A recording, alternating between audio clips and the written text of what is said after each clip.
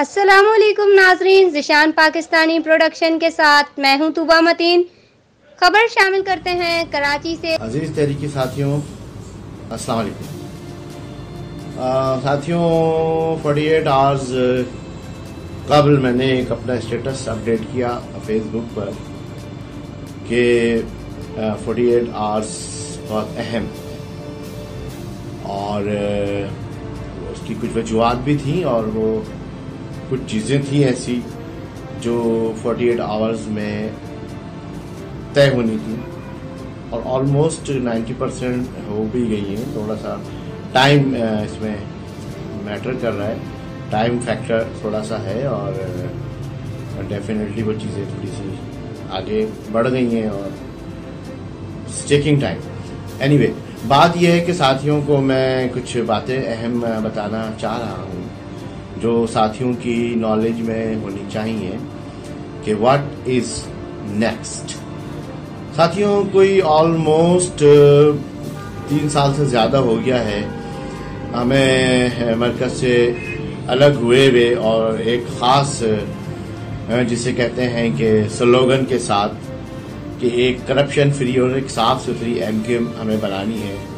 इस नारे के साथ हम अलग हुए और फारूक सत्तार भाई के साथ आके खड़े हुए और बाद में फिर तंजीम बहाली कमेटी भी फारूक भाई ने तश्कील दी और हम उसका भी एक इंटीग्रल पार्ट हैं और हम इस पे काम कर रहे हैं। लेकिन ये तमाम तर सूरत हाल जो है साथियों की बहुत ज़्यादा हौसला अफजा नहीं है कि जो काम 3 महीने में हो जाना चाहिए था वो काम 3 साल में भी नहीं हो पाया।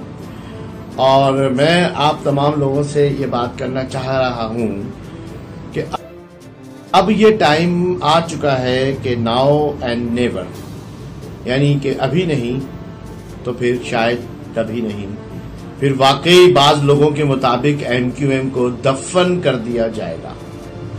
अभी आप लोगों ने 25 मार्च का जो यौम तासीस का प्रोग्राम था निश्तर पार्क में, वो आप लोगों ने देखा।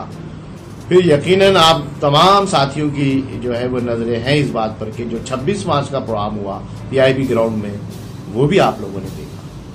इंतहाई दुख की बात यह है कि एक ही शहर कराची में होते हुए कारकुनान 2 मुख्तलिफ धड़ों में बंट के रह गए और अगर ये एक यौम तासीस होता तो कितना अच्छा होता।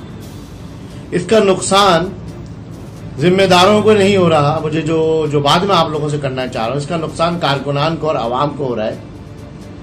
जिम्मेदारान तो महफिलों में बैठे हुए गाने गा रहे हैं, जिम्मेदारान तो जलसों में धमकियां दे रहे हैं मुर्गा बनाने की, जिम्मेदारान की तनख्वाहें लगी हुई हैं, जो असेंबली के मेंबर हैं, जो पार्टी के घरों में रह रहे हैं और जो फंड कहीं न कहीं से कलेक्ट करके ला रहे हैं वो अब पार्टी को किसी न किसी तरीके से चला रहे हैं और कारकुनान को लॉलीपॉप दे रहे हैं। वो लोग, उनको जल्दी नहीं है कि ये MQM एक हो जाए। वजह यह है कि कॉन्फ्लिक्ट है वहां पर पर्सनालिटीज का और अना के खौल में सब बंद है। फारूक भाई ने बहुत ज्यादा कोशिश की और मैं इस चीज का गवाह हूं कि उनकी भी ये ख्वाहिश है कि एक MQM हो और रिफॉर्म्स MQM हो और बैठकर हम सब काम करें। लेकिन दूसरी साइड से ऑन द अदर हैंड कोई इतना ज्यादा पॉजिटिव रिस्पांस, खुल के कहूंगा मैं, कि खालिद मकबूल सिद्दीकी भाई की जानिब से नहीं आ रहा, सिवाय इसके कि वो अपने प्रोग्रामों में, मीटिंगों में कहते हैं आ जाएं बैठ जाएं, आ जाएं बैठ जाएं, किसने रोका है। इस किस्म की बातें करने से मसले मसाइल हल होने वाले नहीं है। चूंकि जैसे भी माहौल और हालात बने, अब खालिद मकबूल सिद्दीकी भाई कन्वीनर है MQM के और उनका ये फर्ज बनता है कि वो सबको बुलाएं, बिठाएं और काम करें। खास तौर पे जो ओरिजिनल राब्ता कमेटी है उसको वो बुलाए, जो कि इंटर पार्टी इलेक्शन के जरिए मुंतखब होके आई थी 31 अक्टूबर 2016 को। बाद में उसमें रद्दोबदल की गई है, गैर आईनी, गैर कानूनी, जिसको हम नहीं मानते, अपनी मर्जी के लोग शामिल किए गए और राब्ता कमेटी को बहुत बढ़ा दिया गया, बहुत सारी चीजें हैं। मैं सिर्फ ये बात करता हूं कि वो राब्ता कमेटी जो ओरिजिनल है वो बैठे और बैठ के मसाइल को टेबल के ऊपर हल करे, किसी की ना चले। मगर इस बात को सुनने के लिए कोई तैयार नहीं है। बहरहाल कुछ दोस्तों को शामिल करके बहुत सारी चीजें बातें करके इधर उधर चीजों को कोशिश की गई कि इनको एक किया जाए, और मेरी तो बहुत कोशिश थी कि मुझे बहुत सारे लोगों ने ये मशवरा दिया कि देखो एमक्यूएम को नेक तुम नहीं कर सकते, पहले एमक्यूएम को एक करो, मजबूत हो जाओ, अच्छे लोगों का ग्रुप मजबूत हो जाए, अच्छे लोग जिम्मेदारियों पे आए, फिर वो जाकर बुरे लोगों को आइसोलेट करें, फिर उनका एहतसाब भी करें, बाद में कर सकते। लेकिन अभी ये शोर शराबा करके मिन हैसल मजमुई बहुत ज्यादा नुकसान हो रहा है। तो साथियों, कुछ सीनियर साथी हैं बहुत सारे जो उधर भी बैठे हैं बहादुराबाद में, जो इधर भी हैं हमारे साथ पीआईबी में, और बहुत सारे बड़ी तादाद उनकी है जो घर बैठे हुए। हम सब ने मिलकर ये तय किया था कि अगर 18 मार्च तक एमक्यूएम एक नहीं होती और एक यौम तासीस नहीं होता तो फिर हम तमाम कारकुनान मिलके एमक्यूएम के आइन का आर्टिकल 6J को इन्वोक करें। और एमक्यूएम का आइन का आर्टिकल 6J मैं आप लोगों को उसकी जो स्क्रीनशॉट भी भेज दूंगा, आप कमेंट सेक्शन में पढ़ लीजिएगा।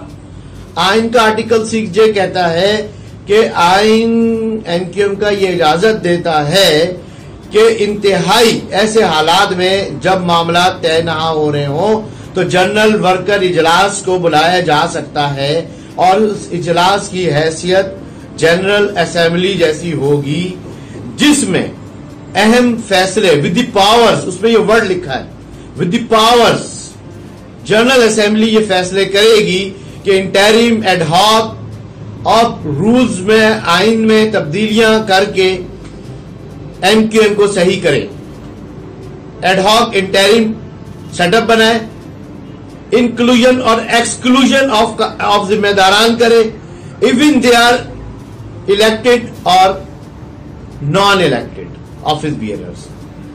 तो आर्टिकल 6J मौजूद है। अगर एमक्यूएम की क़यादत जो इस वक्त राब्ता कमेटी के लोग वहां बैठे हैं, बहुत सारे लोग तो ऐसे हैं जो मुंह में लड्डू लेके बैठे हैं, हमसे मिलते हैं, ऑलमोस्ट सबसे ही मुलाकात होती है, 4-5 लोगों के अलावा मेरी तो सब कहते हैं फारूक भाई आ जाए और एमक्यूएम सही करे और रिफॉर्म करे। हमने करना क्या है, एक नया आइन बनाना है, इंटर पार्टी इलेक्शन का हमने तरीकेकार तय करना है। एमक्यूएम के आइन के अंदर हमें इंट्रा पार्टी इलेक्शन के लिए इलेक्टोरल कॉलेजेस को डिफाइन करना है। In the history of political parties electoral colleges define नहीं है, ना एमक्यूएम में है। इलेक्टोरल कॉलेजेस डिफाइन होंगे, रिफॉर्म्स आएंगे, रीयूनियन के बाद रिफॉर्म्स आएंगी और रिफॉर्म्स के बाद रीब्रांड होगी एमक्यूएम की। ये 3 पॉइंट है जिस पर मैं बात करता रहता हूं, करता रहूंगा, और आज भी मैं इसी पर बात कर रहा हूं कि बहुत सारे सीनियर साथी तैयार थे कि शायद भाई अब 1-2 दिन देख लें जलसों के बाद। हमारा प्रोग्राम था 28 तारीख को, हम ये हल्ला बोलते हैं, तमाम साथियों को जमा कर हम मरकज पे जाते हैं और वहां जाके हम धरना देते हैं और खालिद भाई समेत तमाम राब्ता कमेटी से कहते हैं कि फारूक सत्तार भाई को भी बुलाएं और बैठकर तमाम चीजों को हल करें, क्योंकि जिम्मेदारान का कोई नुकसान नहीं हो रहा। मैंने आपसे पहले भी कहा था, सबकी तनख्वाहें लगी हुई हैं, जाती हैसियत में घूम रहे फिर रहे हैं, गाने गा रहे हैं, महफिलों में जा रहे हैं। अरे नुकसान तो भाई कारकुनान का और अवाम का हो रहा है। पीपल्स पार्टी आपके ऊपर जो है हावी हो गई है, आपका फंड खा रही है, कैसे खा रही है, कहां लगा रही है, कुछ नहीं पता। क्यों? क्योंकि हम एक नहीं है। अगर साथियों आपको एमक्यूएम को एक करना है तो मैंने आपसे पहले भी कहा कि अगर चंद दिनों के अंदर खालिद भाई फारूक सत्तार भाई से राब्ता नहीं करते और उन तमाम पॉइंट्स पर बात नहीं करते जो मैंने भी आपसे बताई हैं और जो फारूक भाई के पास जो पॉइंट्स रखे हुए हैं, और बैठकर एमक्यूएम को यूनाइट नहीं करते, तो फिर हम कारकुनान, तमाम कारकुनान, सीनियर तरीन कारकुनान जो घरों में बैठे हैं, वो जो बहादुर, तो फिर हम तमाम लोग आर्टिकल का, आइन का जो आर्टिकल 6J है उसके तहत वर्कर्स की जो पावर है, जो आइन कारकुनान को देता है उसके तहत फिर हम अपने मरकज पे जमा होंगे और फिर हम अपने जिम्मेदारान से दो टोक बात करेंगे। अगर आप लोगों से एमक्यूएम नहीं चलती, देखिए आप लोगों की खराब पॉलिसी की वजह से लोग एमक्यूएम छोड़ के जा रहे हैं। जो लोग 6-6 साल एमक्यूएम की सेनेटरशिप के मजे उड़ाते रहे, वो लोग सेनेटरशिप खत्म होते ही उड़ गए परिंदे। हमारे जो एमपीएस रहे वो मजे उड़ाते रहे, वो जाकर जो एमएनए रहे वो जाकर पीपल्स पार्टी में, कल भी आपने देखा होगा एक एमपीएस साहब जो चले गए। अब उनका क्या ग्रीवेंस है, वो क्यों गए, सारी चीजें अपनी जगह मौजूद है। जो हालात और सूरत जो माहौल हमारे राब्ता कमेटी के जिम्मेदारों ने बना दी है, उसकी वजह से ये चीजें हो रही हैं। तो साथियों, मैं हाथ जोड़कर खालिद मकबूल सिद्दीकी भाई से अपील करता हूं कि जाएं, फारूक भाई से मिले। फारूक भाई बहुत दिल के साथ, बहुत ईमानदारी के साथ चाहते हैं कि एमक्यूएम सही हो, और हम भी चाहते हैं एमक्यूएम सही हो, एमक्यूएम एक हो और एमक्यूएम में रिफॉर्म्स लाए जाएं। हम बैठकर टेबल के ऊपर एमक्यूएम के रिफॉर्म्स पर बात करेंगे और एमक्यूएम को रिब्रांड करेंगे, और जो गलतियां, जो खराबियां, जो कोताहियां हुई हैं उस पर आवाम से, कारकुनान से माफी मांगकर एक नई एमक्यूएम जो है, साफ सुथरी एमक्यूएम जो है, वो हम आवाम में पेश करेंगे। लेकिन बहुत से लोग कहते हैं जल्दी क्या है। मैं बार बार ये बात कहता हूं, जल्दी क्या है कोई मसला नहीं है, मसला है देर बहुत हो चुकी है। अगर आप तमाम साथी देखें, समझते हैं एमक्यूएम को एक होना है, एमक्यूएम को मजबूत होना है, खास तौर पे शहरी सिंध और खास तौर पे कराची के लोगों के लिए एक मजबूत एमक्यूएम नागजीर है, वक्त की अहम जरूरत है। अगर हमारे जिम्मेदारान, हमारे रहनुमा ये बात नहीं समझ रहे, तो फिर इससे बड़ा अलमिया महाजिर कौम के साथ कुछ नहीं हो सकता। तमाम साथियों से मैंने इसलिए कहा कि अगर नाउ एंड नेवर सिचुएशन है, अगर ये जिम्मेदारान अगले चंद दिनों में ये चीज कर लेते हैं रमजान से पहले, तो फिर हम तमाम साथी जो ऑलमोस्ट जमा है वो, और आप तमाम लोगों की राय जो इस वीडियो के देख रहे होंगे, उसके बाद हमें देंगे कि हमें फिर करना क्या है इन जिम्मेदारान का। फिर हम इनसे बात करें दो टोक या नहीं करें, या फिर हम भी घर जाके सो जाएं और भूल जाएं, इनके हम दफन हो जाएं। ठीक है, अगर आप तमाम लोग सो रहे हैं, तमाम कारकुनान सो रहे हैं, तो फिर हम भी जाके सो जाते हैं। फिर हम अपनी जो 35 साल हम लोगों ने बर्बाद किए, अपना कैरियर, अपनी जवानी, अपनी जिंदगी जेलों में काटी है, 90 रोज के रिमांड काटने हैं, साथी लापता रहे हैं और बहुत सारे हजारों की तादाद में साथी शहीद हो गए। तो फिर इन तमाम कुर्बानियों को फातिहा पढ़ लीजिए और कौम की आने वाली नस्लों को गुलाम बनाने की तैयारी कर लीजिए, और इन जिम्मेदारान को अपने हलवे मांडे खाने दीजिए, मजे करने दीजिए। सो बिस्मिल्लाह, बस यही होगा, फिर आप देख लें।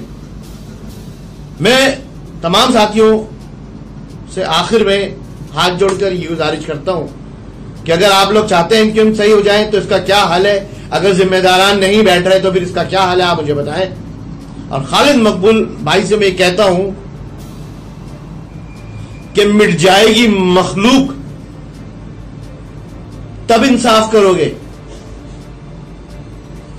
मिट जाएगी मखलूक तब इंसाफ करोगे। अरे भाई, मुंसिफ हो तो हश्र उठा क्यों नहीं देते। ये बुजदिली, ये कमजोरी, ये खालिद भाई उठा के रख दें ऊपर। आप कन्वीनर हैं, आप अच्छा करेंगे, कारकुनान आपके साथ खड़े होंगे, आपका हाथ मजबूत करने के लिए फारूक भाई तैयार बैठे हैं। आप जाएं, इज्जत के साथ बात करें, उनको लेकर आए और एमक्यूएम को एक करें, मजबूत करें। रिफॉर्म्स हैं, आईन है, हर चीज तैयार हमने करके रखी हुई है। जब बैठेंगे टेबल पर आपको पेश करेंगे। एक जुमला बोलने वाला वहां राब्ता कमेटी में कोई है नहीं। किसी किस्म की रिफॉर्मेशन, जिसे कहते हैं ना कि इस्लाह करना, तस्हीह करना, रिफॉर्म करना, किसी के लिए इतना टाइम नहीं है कि वो बैठकर एमक्यूएम के लिए कहे। तो हाथ जोड़कर अपील करता हूं तमाम साथियों से कि प्लीज अपनी अहमियत को पहचाने, आगे बढ़े और इंशाल्लाह इस एमक्यूएम को फिर हम एक करते हैं आइन का आर्टिकल 6J के तहत, फिर जिम्मेदारान से दो टोक बात करते हैं, फिर पूरी राब्ता कमेटी को तहलील करते हैं और फिर तमाम कारकुनान बैठकर इंट्रा पार्टी इलेक्शन कराते हैं, जो कि आईनी तौर पर ऑलमोस्ट अब ड्यू हो चुके हैं। ठीक है साथियों, जिये मुत्तहदा, पाकिस्तान जिंदाबाद।